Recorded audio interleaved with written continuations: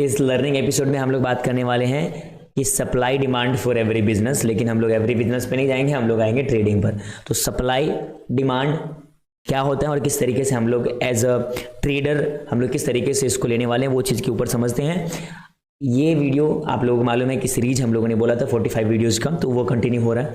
बीच में काम आए और काम भी जरूरी होता है, तो उस पर मैं गया था एंड आप लोगों को अभी मिल जाएगा बहुत अच्छी चीज़ें। सप्लाई का डिमांड का क्या मतलब होता है, बेसिक चीज़ें सबसे पहले समझो। ये चार्ट को यहीं छोड़ दो।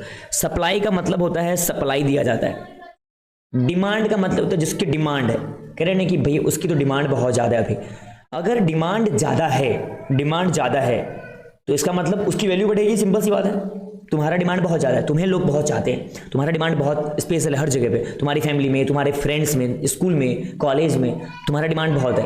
देन होगा क्या कि तुम्हारे डिमांड से तुम्हारी वैल्यू बढ़ेगी। सिंपल। एंड सप्लाई समझो कि कोई प्रोडक्ट की सप्लाई बहुत ज़्यादा है, बहुत ज़्यादा सप्लाई, बहुत ज़्यादा, जैसे कि मान लो कोई भी चीज़, सपोज दैट कि उस जिस चीज़ की सप्लाई बहुत ज़्यादा है, इसका मतलब उसका वैल्यू कम होने वाला है। हर जगह वो पहुंच जाता है, हर जगह बिना बुलाए पहुंच जाता है, सप्लाई उसकी बहुत ज़्यादा, तो उसकी कदर कम हो जाएगी। समझ रहे हो मेरी बात को?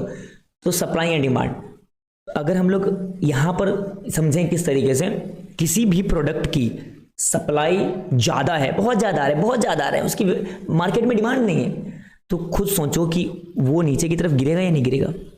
किसी प्रोडक्ट का सप्लाई बहुत ज़्यादा है, डिमांड उसका नहीं है, तो प्रोडक्ट ऑलरेडी नीचे गिर जाएगा, उसकी कीमत नीचे गिर जाएगी। एंड किसी भी प्रोडक्ट का डिमांड बहुत ज़्यादा है, बहुत ज़्यादा, उसका मात्रा बहुत कम है। जिसको किसी भी चीज़ का डिमांड बहुत ज़्यादा है एंड बनती बहुत कम है, कम मात्रा में है, तो इसका मतलब उसकी कीमत बढ़ने वाली है। इन चीज़ों पर बोली लग जाती है। तो वही चीज़ हम लोग समझेंगे मार्केट के अंदर। और मार्केट के अंदर सिंपल चीज़ें हैं कि वो चीज़ें एक लाइन के द्वारा, एक ट्रेंड लाइन के द्वारा, एक हॉरिजॉन्टल लाइन के द्वारा, एक रेक्टेंगल के द्वारा एक जोन बना के हम लोग ये बनाएंगे कि ये सप्लाई जोन हो गया, ये डिमांड जोन हो गया, ये सप्लाई यहाँ से सेल किया जाएगा, ये डिमांड यहाँ से बाई किया जाएगा। तो इन चीज़ों के माध्यम से हम लोग समझने वाले। तो वही चीज़ मैं सिखाऊंगा, किस तरीके से हम लोग ट्रेंड लाइन बनाएंगे, किस तरीके से हम लोग जोन क्रिएट करेंगे, यहाँ पर इंपॉर्टेंट नंबर क्या होता है, किस तरीके से जोन बनाएंगे और कौन कौन से ट्रेंड लाइन हम लोग बनाएंगे, जिससे कि हम ये समझ पाए कि सच में ये सप्लाई और ये डिमांड है। तो हम लोग चार्ट पे समझते हैं और इतना ही फंडा है सप्लाई एंड डिमांड का। सबसे पहली बात मान लेते हैं कि ये एक लेवल है, कोई भी लेवल मान लो, और मार्केट यहाँ से ऊपर की तरफ गया, इसका मतलब यहाँ पर डिमांड है और मार्केट फिर से इस लेवल पर आता है, तो यहाँ पर जाहिर सी बात है फिर से ये डिमांड आएंगे एंड फिर से ये कंटिन्यू ऊपर की तरफ लेके गया, फिर से इस जोन पे लाएगा। अब ये दो बार यहाँ से नीचे की तरफ आ रहा है, तो इसका मतलब क्या है, इसका मतलब सिंपल ये है कि इस जोन पे सप्लाई है, मतलब यहाँ से सेल किया जाता है, यहाँ से सेल किया जा रहा है, यहाँ से सेल किया जा रहा है और यहाँ से बाई किया जा रहा है। तो जब यहाँ से बाई किया जा रहा है, बार बार जब इस लेवल पे आ रहा है और बार बार इस लेवल से मार्केट ऊपर की तरफ जा रहा है, इसका मतलब यहाँ पे डिमांड है, और बार बार इस लेवल से नीचे की तरफ आ रहा है, मतलब यहाँ पे सप्लाई है। सिंपल, सप्लाई सेल करेंगे और डिमांड बाय करेंगे। इसे हम लोग support, resistance, trend line, support zone, demand zone, trend line zone, इसके माध्यम से हम लोग समझने वाले। तो ये है एक बेसिक चीज़ें जो आई होप कि आपको समझ में आए। अब हम लोग एक दो एग्जाम्पल देखेंगे एंड हमारा ये कॉन्सेप्ट क्लियर होगा। वन डे के टाइम फ्रेम पे मैं ये निफ्टी का चार्ट लगा रखा हूँ एंड दो तीन जो अभी मार्केट एनालिसिस आप लोगों को दिया था उसी में से एग्जाम्पल मैं समझा देता हूँ।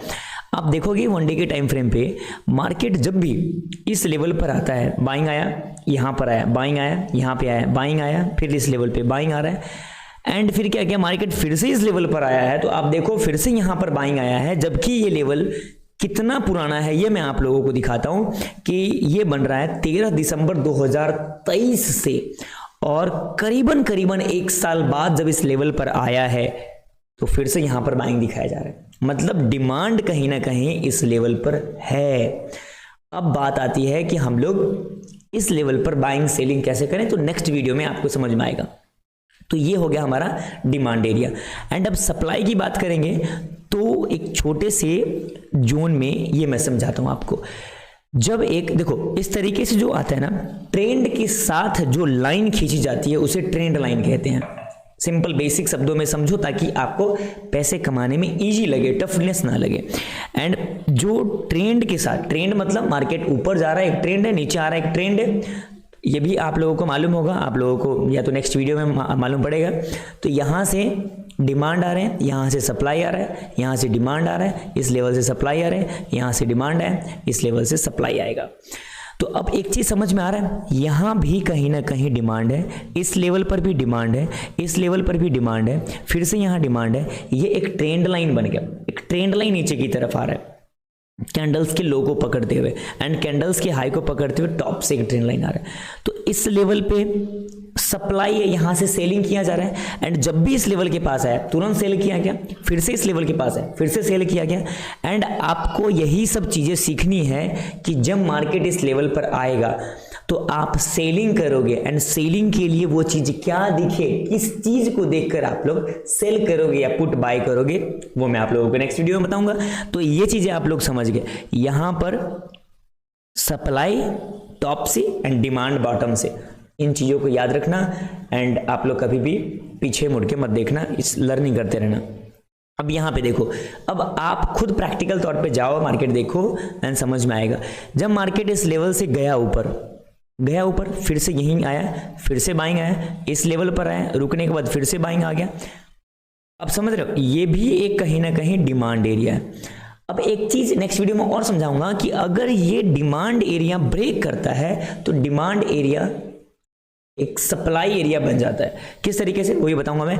जैसे यहां से नीचे की तरफ आया तो ये सप्लाई एरिया बन गया, क्योंकि ये डिमांड का पावर खत्म हो गया। यहाँ पे साइकोलॉजी की बातें आएगी और मैं बताऊंगा आप लोगों को। तो सिंपल, आप लोग डिमांड एंड सप्लाई समझ गए। नेक्स्ट वीडियो में और समझाऊंगा। वीडियो कैसे लगी सब्सक्राइब कर दो और लोगों के साथ शेयर करो कि मैं इन वीडियोज के माध्यम से आप लोगों को पूरा ऑप्शन ट्रेडिंग का नॉलेज देने वाला हूँ, जिससे कि आप लोग खुद ब खुद कुछ थोड़ा मोटा पैसे अर्निंग कर पाओ। Thank you so much.